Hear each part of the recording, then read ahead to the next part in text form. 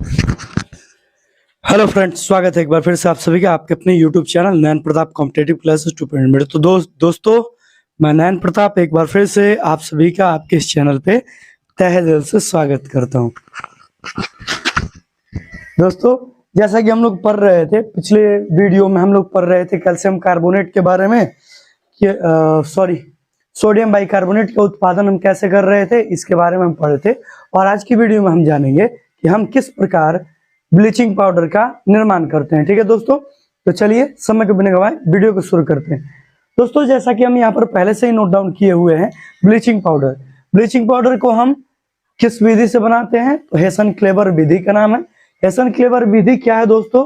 तो bleaching powder को हेसन clever विधि का मतलब क्या है? तो दोस्तों, जब सोडियम क्लोराइड के जलीय विलयन को या जलीय विलयन में जब हम विद्युत धारा का प्रवाह करते हैं तो क्लोरीन गैस जो है उसकी उत्पत्ति एनोड से होती है और उस क्लोरीन गैस का प्रयोग करके हम ब्लीचिंग पाउडर का निर्माण करते हैं। तो चलिए शुरू करते हैं। यहाँ पर क्या है कि ब्लीचिंग पाउडर जो है इसे हम विरंजक चूर्ण कहते हैं। ब्लीचिंग पाउडर को क्या कहते हैं? ब्लीचिंग पाउडर को हम विरंजक चूर्ण कहते हैं। और यह विरंजक चूर्ण हमारा ब्लीचिंग पाउडर भी कहलाता है। और इसी का रासायनिक सूत्र होता है दोस्तों CaOCl2। इसका रासायनिक सूत्र क्या है? CaOCl2।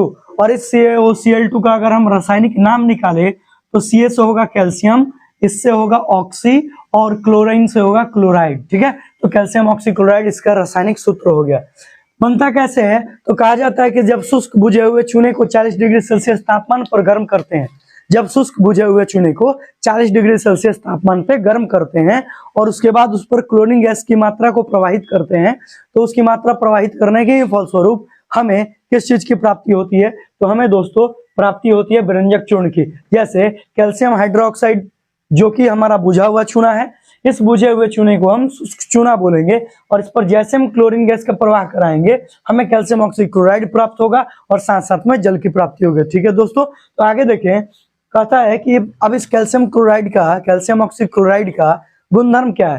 पहला गुणधर्म ये है कि यह जल में अगर इसको जल में अगर घोलते हैं तो जल में टूट जाता है और टूटकर हमें कैल्शियम ऑक्सीक्लोराइड और साथ साथ में कैल्शियम क्लोराइड की प्राप्ति कराता है। बात क्या है कि हम विरंजक चूर्ण का 2 अणु लेंगे। 2 अणु विरंजक चूर्ण है। यहाँ पर दो अणु क्या है? विरंजक चूर्ण है। 2 अणु ब्लीचिंग पाउडर है। और इसकी अभिक्रिया जब हम अभिक्रिया नहीं कह रहे हैं, जब हम जल में इसको घोल रहे हैं तो जल में घोलने के फलस्वरूप हमें कैल्शियम ऑक्सीक्लोराइड मिलेगा और साथ साथ में कैल्शियम क्लोराइड की प्राप्ति होती है, अर्थात लवण की प्राप्ति होती है। कहा जाता है कि जब विरंजक चूर्ण को जल में घोलते हैं तो हमें क्या प्राप्त होता है? तो हमें लवण की प्राप्ति होती है। ये बात ध्यान रखेंगे। आगे पॉइंट आता है दोस्तों कि जब हम विरंजक चूर्ण को अम्ल के साथ अभिक्रिया कराते हैं तो क्या प्राप्त होता है? तो विरंजक चूर्ण को जब हम अम्ल के साथ अभिक्रिया कराते हैं दोस्तों, जब हम विरंजक चूर्ण को अम्ल के साथ अभिक्रिया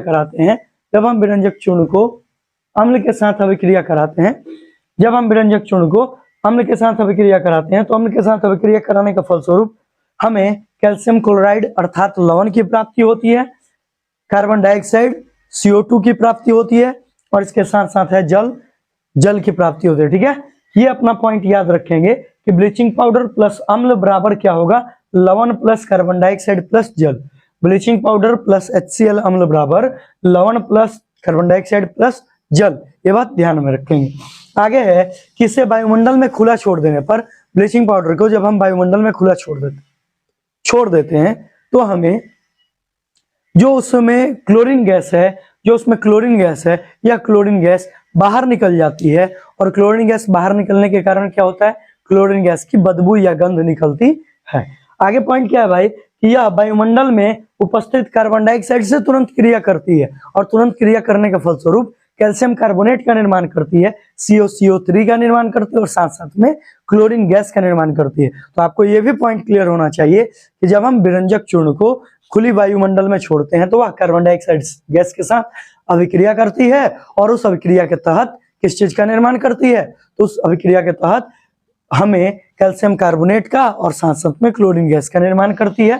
कैल्शियम कार्बोनेट को CaCO3 कहते हैं और क्लोरीन को Cl कहते हैं। ये बात ध्यान रखेंगे।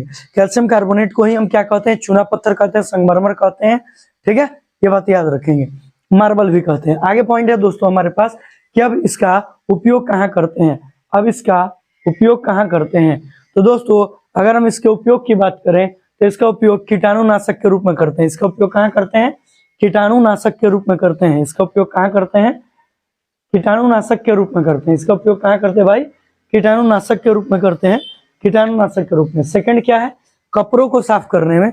अगला क्या है, सेकंड क्या है, कपड़ों को साफ करने में। और अगला क्या है, सेकंड क्या है, कपड़ों को साफ करने में।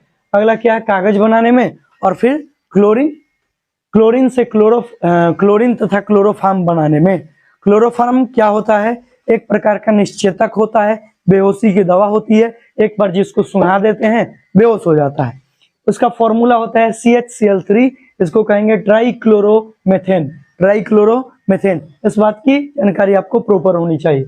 आगे बढ़ जाए भाई, इसका रंग क्या होता है, इसके गुणधर्म क्या होते हैं। तो यह हल्का पीला सफेद चूर्ण होता है, यह अस्थायी यौगिक होता है। यह हल्का पीला होता है भाई, ये कैसा होता है, हल्का पीला। यह एक अस्थायी यौगिक होता है। अस्थायी इसलिए बोले क्योंकि यह जल के साथ, यह वायुमंडल में अम्ल के साथ अलग अलग रूपों को प्रदर्शित कर रहा है, इसलिए हम इसको बोलेंगे अस्थायी यौगिक।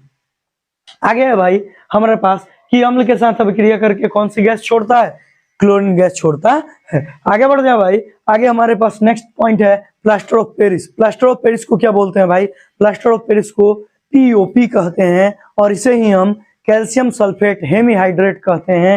ये बात ध्यान रखेंगे, ये याद रखेंगे आप। प्लास्टर ऑफ पेरिस जो है इसका नाम है कैल्शियम सल्फेट हेमीहाइड्रेट, इसी को बोलेंगे CaSO4 इंटू हाफ H2O या CaSO4 इंटू 2H2O। रासायनिक सूत्र में हाफ H2O भी है, ये बात ध्यान रखेंगे। प्लास्टर ऑफ पेरिस नाम क्यों पड़ा, क्योंकि याद रखेंगे कि इसे बनाया जाता है भाई जिप्सम से, और जिप्सम की प्राप्ति सबसे पहले पेरिस के एक जगह है मोंटमार्ट्रे नामक पर्वत, और पेरिस के मोंटमार्ट्रे नामक पर्वत से इसको पता लगाया गया था। इसलिए चूंकि इसके बारे में पता लगाया गया पेरिस के मोंटमार्ट्रे नामक पर्वत से, इसलिए इसको हम क्या कहेंगे, इसे प्लास्टर ऑफ पेरिस कहा जाता है। इसका उपयोग प्रारंभिक समय में जो पेरिस के लोग थे वह कूटकर, जिप्सम को कूटकर क्या करते थे, स्मारकों के छिद्रों और दीवारों को, दरारों को बंद करते थे। लेकिन बाद में इसका उपयोग मालूम होने के बाद लोगों ने क्या किया वैज्ञानिकों ने इसका उपयोग करके प्लास्टर ऑफ पेरिस बनाया। आगे बढ़ जाएंगे भाई बनता कैसे है, तो कहा जाता है कि जब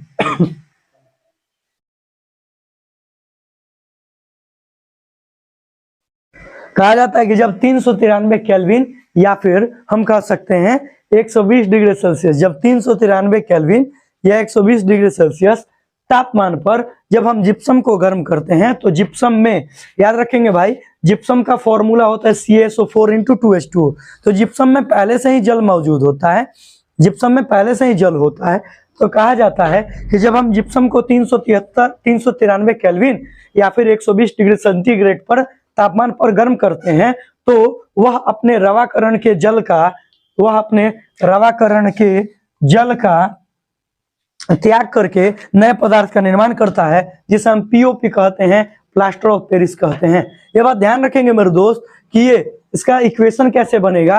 तो इसका इक्वेशन भाई बनेगा कैसे, ये देखेंगे इक्वेशन कैसे बन रहा है, ठीक है। ये देखो इक्वेशन कैसे बनेगा, ये देखो भाई इक्वेशन क्या है। जब हम कैल्शियम सल्फेट डाइहाइड्रेट के दो अणु को लेकर हम क्या करते हैं, गर्म करते हैं 120 डिग्री सेंटीग्रेड पर, तो हमें कैल्शियम सल्फेट, यहाँ पर बेस में 2 है और इंटू H2O और साथ में 3H2O प्राप्त हुआ। इसी को हम कहते हैं विरंजक चूर्ण। हालांकि जब हम 1/2 से इसको गुना करते हैं तो हमारे पास या 1/2 से इसमें हम ऐड करते हैं तो हमारे पास CaSO4 इंटू हाफ H2O की प्राप्ति हो जाती है, और इसे हम कैल्शियम सल्फेट हेमीहाइड्रेट कहते हैं। दोस्तों यह क्या होता है, इसका गुणधर्म, तो यह सफेद चूर्ण होता है भाई मेरे। जल के साथ यह तेजी से अभिक्रिया करके क्या बनाता है, जिप्सम बनाता है। तो भाई देखो अगर जिप्सम से बना है कैल्शियम सल्फेट हेमीहाइड्रेट, तो इसमें जब जल हम देते हैं ना तो फिर से यह बन जाता है जिप्सम। ये बात ध्यान रखेंगे। यानी कि जिप्सम से प्लास्टर ऑफ पेरिस, तो प्लास्टर ऑफ पेरिस से फिर जिप्सम बन जाता है। ये बात ध्यान रखेंगे। इसलिए लिखा है कि जब यह जल के साथ तेजी से अभिक्रिया करके जिप्सम का निर्माण करता है, और याद रखेंगे तथा यह छिद्रनुमा संरचना बनाता है। अच्छा, याद रखेंगे भाई कि जल के साथ तो अभिक्रिया करता ही है। हम यहाँ पर जल नहीं लिख के यहाँ पर लिखना होगा कि जब इसे तेजी से गर्म करते हैं, जब इसे तेजी से गर्म किया जाता है, इसे तेजी से गर्म किया जाता है तो यह छिद्रनुमा संरचना बनाता है, जिसके कारण इसे मृत तापित प्लास्टर ऑफ पेरिस कहते हैं। इसे मृत तापित प्लास्टर ऑफ पेरिस कहते हैं। आगे भाई किसका उपयोग क्या है? इसका उपयोग दीवार के छिद्रों, दरारों, दीवार को मुलायम करने में इसका उपयोग किया जाता है। आगे सजावटी फूल बनाने में, जो मकानों में ऊपर जो बनता है, ऊपर सेलिंग में, छत में अंदर की तरफ जो बनता है ना सजावटी चीजें, फूल या बहुत विभिन्न प्रकार के नक्काशी जो बनते हैं, वो सब इसी का बनता है। फिर आगे भाई कि मूर्तियां जो होती हैं, मूर्तियों के सांचे जो होते हैं, वह सांचे भी इसी से बनाए जाते हैं, जिसमें हम लोग विभिन्न प्रकार के, जैसे हनुमान जी की, जैसे माँ दुर्गा की, इन सब की नक्काशी यानी कि सांचे बनाए जाते हैं इसी से। टूटी फूटी हड्डियों को सही जगह व्यवस्थित करने के लिए, वो हड्डियां हिले नहीं, इसके लिए प्लास्टर ऑफ पेरिस का प्रयोग किया जाता है। यानी कि प्लास्टर किया गया रहता है, उसमें कौन सा पदार्थ रहता है? प्लास्टर ऑफ पेरिस रहता है। आगे इसकी सहायता से अग्निरोधी वस्त्र बनाए जाते हैं, कपड़े बनाए जाते हैं, और इससे हम दीवारों को चिकना करते हैं। अब बात आती है भाई लवण की। आगे हमारे पास नेक्स्ट पॉइंट क्या है मेरे दोस्त? तो नेक्स्ट पॉइंट है आपके पास लवण की। नेक्स्ट पॉइंट क्या है मेरे दोस्त? लवण है। अगर बात करें कि लवण क्या है भाई, लवण क्या है, तो आप जानते हैं कि जब अम्ल और क्षार आपस में अभिक्रिया करते हैं तो उनकी अभिक्रिया के फलस्वरूप लवण और जल का निर्माण होता है। वही लवण है। वही लवण दो प्रकार के होते हैं। एक लवण में जल की मात्रा होती है और एक लवण में जल की मात्रा नहीं होती है। जिस लवण में, जिस नमक में जल की मात्रा होगी उसे जल योजित लवण कहेंगे, उसे जल योजित लवण कहेंगे। और जिस लवण में जल की मात्रा नहीं होगी उसे अनाद्र लवण कहेंगे, उसे अनाद्र लवण कहेंगे। परिभाषा है, वैसे लवण जिसमें रवाकरण के जल उपस्थित होते हैं आद्र लवण कहलाते हैं। एग्जाम्पल के लिए ferrous sulphate septahydrate, copper sulphate pentahydrate, calcium sulphate dihydrate, sodium carbonate decahydrate, zinc sulphate septahydrate, ये सारा इसका नाम है FeSO4 × 7H2O, CuSO4 × 5H2O, CaSO4 × 2H2O, Na2CO3 × 10H2O, और इसके साथ साथ है ZnSO4 × 7H2O। ये बात ध्यान रखेंगे। मेरे दोस्त अनाद्र लवण कहते हैं जब जल योजित लवण को गर्म करते हैं तथा उसमें उपस्थित जो रवाकरण का जल होता है, वे रवाकरण का जल अपने उस पदार्थ में से त्याग देते हैं, रवाकरण का जल खत्म हो जाता है, तो इस प्रकार प्राप्त लवण क्या होता है? आपका अनाद्र लवण कहलाता है। वह क्या कहलाता है?